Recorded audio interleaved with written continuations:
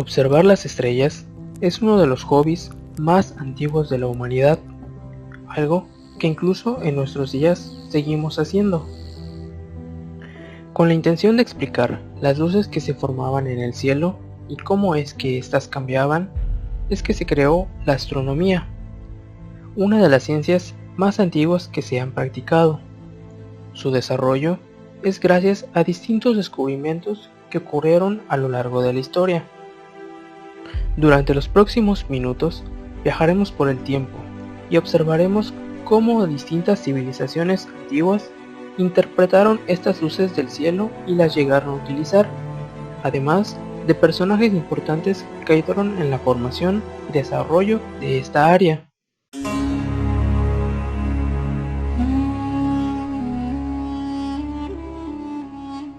Nuestra primera parada se ubica en los años 2500 a.C. En las orillas del río Nilo se ha formado una civilización, la cual está destinada a ser una de las más importantes de la humanidad. A diferencia de hoy en día, aquí no existen carros que produzcan sonidos molestos, una gran cantidad de edificios o una iluminación tan invasiva. Aquí, cuando cae la noche, lo que más impresiona al levantar la vista es un cielo oscuro, lleno de luces que enamoraría a cualquiera.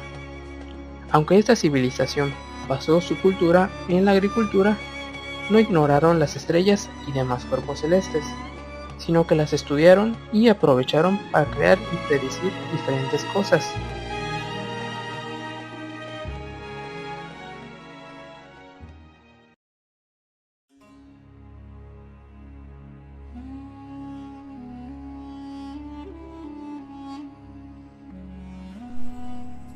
Los egipcios se dieron cuenta de que el Nilo empezaba su crecida cuando Sotis, nuestro Sirio, aparecía en el horizonte después de haber estado invisible por un periodo de tiempo. Esto era muy importante para ellos, puesto que la inundación ayudaba en sus cultivos. Al notar un fenómeno en la Tierra, estaba relacionado con un punto en el cielo. Empezaron a creer que estas luces tenían un significado divino. El fenómeno ocurría cada 365 días, coincidiendo nuevamente con la inundación del río Nilo. Esto dio lugar a uno de los calendarios más antiguos conocidos, cuyo fenómeno daba inicio al año 6000. Para los egipcios, el día se dividía en 24 partes, donde 12 son diurnas y 12 nocturnas. Para el día, utilizaban el reloj de sol, y en la noche, usaban relojes estelares, que se basaban en pequeñas constelaciones llamadas decanos. También notaron que la posición de las estrellas afectaba a los cultivos, por lo que al estudiar su movimiento, podían saber cuándo era el momento propicio para sembrar y cosechar.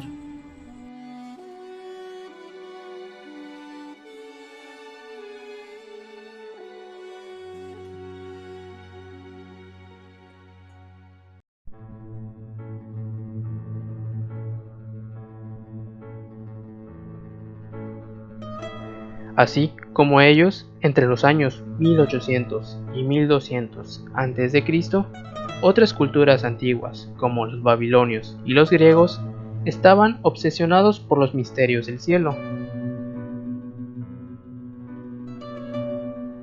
Por ejemplo, los babilonios tuvieron predicciones muy certeras acerca de cuánto tiempo le tomaba a la Tierra en dar una vuelta al Sol. Aunque aún no se definían las posiciones que ocupaban estos dos cuerpos en el espacio, sí hicieron bien en determinar que un año tenía una duración aproximada de 365 días. Esto lo lograron gracias a las observaciones en el cielo, en conjunto de herramientas matemáticas. Sus observaciones iban más allá de calendarizar el tiempo para predecir los cultivos. También observaron que en el cielo existía una forma de orientarse en la oscuridad de la noche, ya que algunas estrellas le servían de punto de referencia para saber dónde se localizaban los poblados cercanos. Por este motivo, comenzaron a agrupar las estrellas, uniéndolas con líneas imaginarias para formar figuras conocidas. Estas les servían de referencia cuando observaban el vasto firmamento. Es así como surgieron las constelaciones.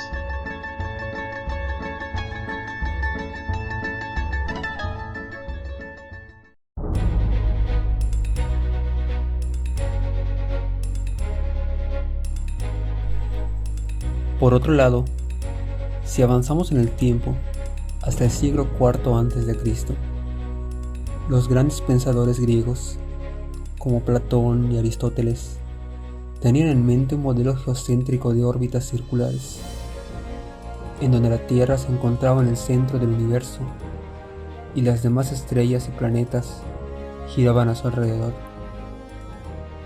Sin embargo, años más tarde, un matemático y astrónomo, Aristarco de Samos, tuvo una hipótesis en donde afirmaba que el Sol era el centro del universo y que la Tierra, junto con el resto de los planetas, giraban a su alrededor. No obstante, la idea que la Tierra no fuera el centro de todo iba en contra de las enseñanzas establecidas, por lo que al no tener pruebas que lo respalden, Aristarco fue llevado a juicio, en donde no se supo más de él. No cabe duda que los griegos lograron un avance significativo en la astronomía para su época, recolectando los datos de las culturas egipcia y babilónica. Llegaron a predecir fenómenos astronómicos como los eclipses. Así también tuvieron un avance en matemáticas y física que de ahora en adelante servirían como las bases para futuras predicciones.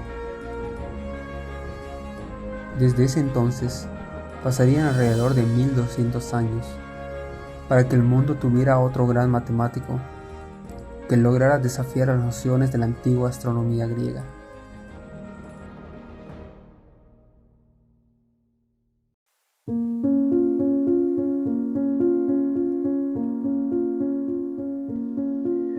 Continuando con nuestro viaje, llegaremos al siglo XVI. Aquí, una persona plantearía una idea muy alocada para su tiempo, que la Tierra en realidad no era el centro del universo. Nicolás Copérnico fue un astrónomo polaco, considerado el precursor de la astronomía moderna. Él dio paso a la teoría heliocéntrica. Esta explicaba que, en realidad, era el Sol el que se encontraba en el centro y la Tierra orbitaba a su alrededor. No fue hasta el año de 1531 que en su manuscrito, llamado Sobre los giros de las orbes celestes, expone que el centro del universo estaba cerca del Sol. También que a su alrededor se encontraban los planetas siguiendo un orden. Este orden es Mercurio, Venus, Tierra, Marte, Júpiter y Saturno, y que después de estos planetas se encontraban de manera muy alejada las otras estrellas. En esta obra también expuso que la Tierra tiene tres tipos de movimiento: uno diario, que conocemos como rotación, uno anual llamado traslación y uno de inclinación de su eje, que hoy conocemos como precesión, así como que la distancia de la Tierra al Sol es pequeña en comparación con las otras estrellas. Es sorprendente cómo pudo llegar a estas conclusiones solo con conocimientos matemáticos, puesto que la observación de estos astros aún tendrían que esperar. Es por eso que Copérnico no se atrevía a publicar su obra, ya que sabía que solo con demostraciones en papel no sería lo suficiente para revocar la concepción que se tenía del modelo geocéntrico. Además, su nuevo modelo no aportaba una solución a los problemas que se tenían sobre la posición de los planetas.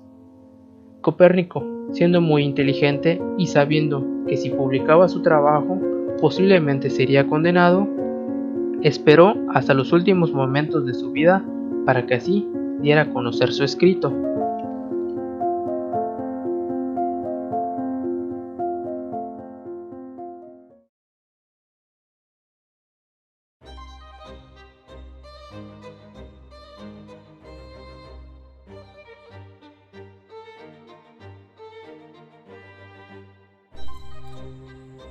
Años más tarde, un astrónomo llamado Tycho Brahe se dedicaba a estudiar las posiciones de los astros y recabar sus datos para futuras investigaciones.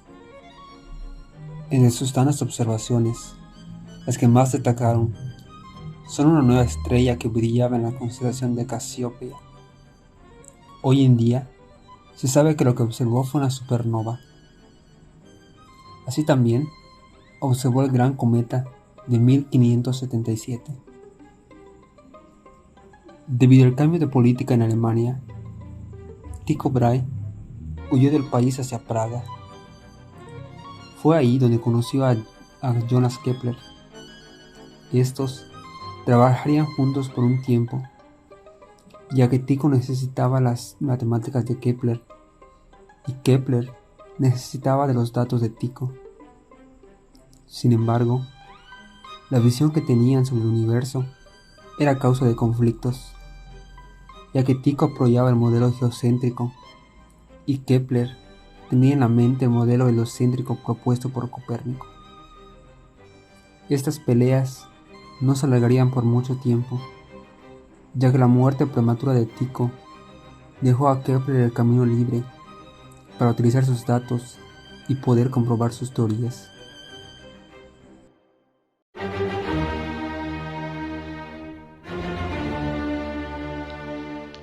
Kepler se puso a trabajar y se dio cuenta que la órbita circular de Marte no se ajustaba a los datos recopilados por Tycho, hasta que, meses más tarde, se le ocurrió una manera de solucionar este problema: utilizar elipses en lugar de círculos para las órbitas de los planetas. Con esto, pudo corroborar que las medidas se ajustaban perfectamente a las observaciones. Es así que en su trabajo llamado Astronomía Nova, estableció las dos leyes que hoy llevan su nombre, conocidas como las leyes de Kepler. La primera establece que los planetas describen órbitas elípticas, estando el Sol en uno de sus focos. Además, Kepler se dio cuenta que los planetas no se mueven a velocidades uniformes, sino que, cuando están más alejadas del Sol, su velocidad disminuía. Su segunda ley, o también conocida como la ley de las áreas, establece que la recta que une el planeta con el Sol barre áreas iguales en tiempos iguales. Para que esto se cumpla, la velocidad del planeta debe aumentar a medida que se acerque el Sol. Por último, tenemos a la tercera ley, o ley de los periodos. Kepler buscaba un modelo matemático que le ayudara a explicar y predecir el movimiento de los planetas. Después de años de investigación, encontró que, para un planeta dado, el cuadrado de su periodo orbital es proporcional al cubo de su distancia media al Sol. O sea, que si se sabe cuánto tiempo tardaba un planeta en completar su órbita, se podría saber la distancia media de este con respecto al Sol. Esta ley no solo aplica en planetas, sino a todo cuerpo que oscile alrededor de un cuerpo celeste. En conjunto, estas leyes nos ayudan a predecir el movimiento de los planetas, además de permitirnos estudiar mejor los astros que están en movimiento.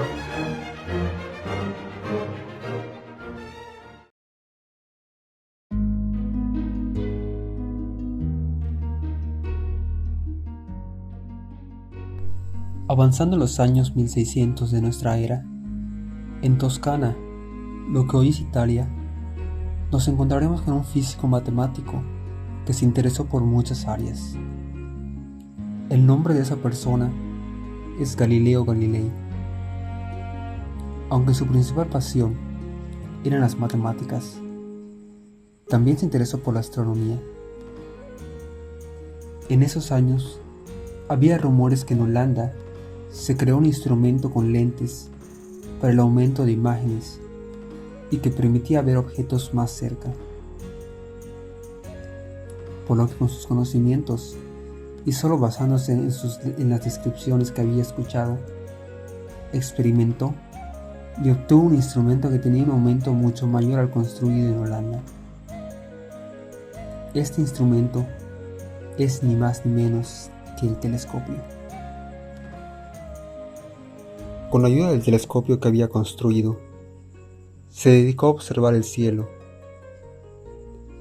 Aristóteles, que en ese entonces su filosofía poseía mucha autoridad, afirmaba que la luna era una esfera perfecta y que lo que había más allá eran figuras geométricas perfectas.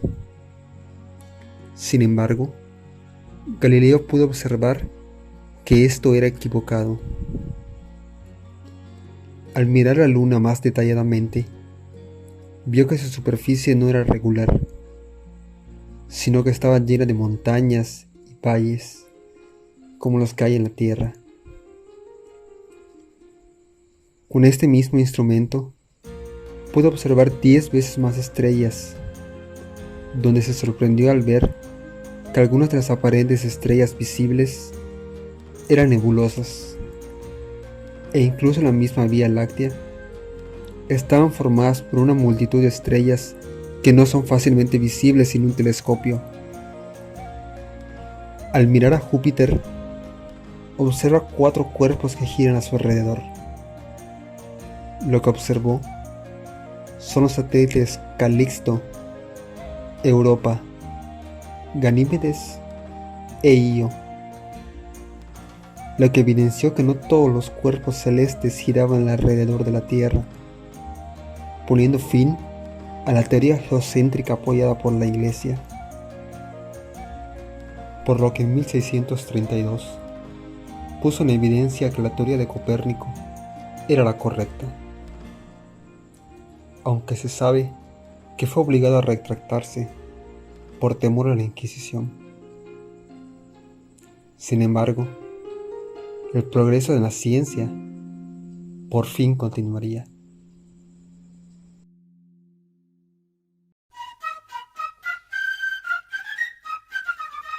A finales del siglo XVII, esta nueva revolución fue culminada por un físico matemático. Siendo miembro de la Royal Society, Isaac Newton fue un científico que llamó la atención de todos por sus grandes aportaciones. Aunque es más conocido por sus 3 leyes, sus primeras investigaciones se basaron en la óptica. Aunque Galileo mejoró el telescopio, se observaron ciertas aberraciones cromáticas que dificultaban la observación de los cuerpos celestes. Aunque estos errores se arreglaban a medias reduciendo la curvatura de los lentes, esto obligaba a incrementar la longitud del telescopio, dificultando su manejo. Newton presentó el telescopio reflector, el cual usaba un espejo primario cóncavo y un espejo secundario plano diagonal, siendo el primer telescopio reflector funcional. Gracias a este invento es que se le dio a la astronomía un empuje y se comenzó a descubrir y catalogar nuevos objetos celestes, ayudando en la construcción de la astronomía moderna. Además, gracias a Galileo, Tycho y Kepler, se sabía que los planetas giraban alrededor del Sol y que este movimiento era de forma elíptica, pero no se sabía por qué esto era así. Newton mostró en su obra Principios matemáticos de la filosofía natural que el movimiento de los astros y la caída de los cuerpos podía explicarse por la intervención de una fuerza que hacía que estos se atrajeran mutuamente. De forma matemática, Newton enunció lo que hoy es conocido como la ley de gravitación universal, que explica cómo la fuerza de atracción del Sol regula el movimiento de los planetas, así como que la fuerza de la Tierra hacía caer cuerpos hacia su superficie.